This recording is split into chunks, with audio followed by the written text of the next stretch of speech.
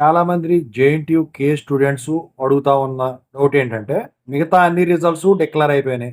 ఒక్క 1112 BTech results మాత్రం declare కాలేదు. ఈ పేపర్ వాల్యుయేషన్ స్టేటస్ కానివ్వండి, లేకపోతే ఇంకా వచ్చేసరికి ఎగ్జామినేషన్ బ్రాంచ్‌కి సంబంధించిన మార్క్స్ అప్‌లోడింగు, ఈ రిజల్ట్స్ వీటి గురించి అడుగుతా ఉన్నారండి. ఈ పేపర్ వాల్యుయేషన్ ఏదైతే ఉందో అది వచ్చేసరికి జరుగుతా ఉంది. కంప్లీట్ కూడా అయిపోయింది.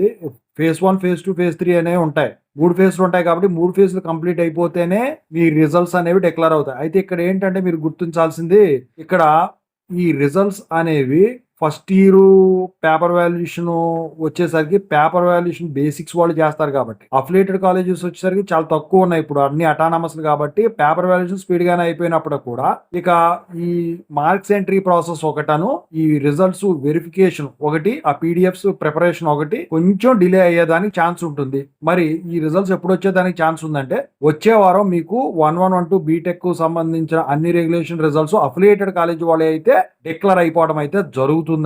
ఖచ్చితంగా అయితే మీకు రిజల్ట్స్ వచ్చిన తర్వాత అప్డేట్ ఇస్తాను. పేపర్ వాల్యుయేషన్ అయితే స్ట్రిక్ట్ గానే ఉంటది. బేసిక్స్ వాళ్ళు చేస్తారు కాబట్టి. సో ఓవరాల్‌గా అయితే ఇదండి 1112 బీటెక్ రిజల్ట్స్ సంబంధించిన అప్డేట్.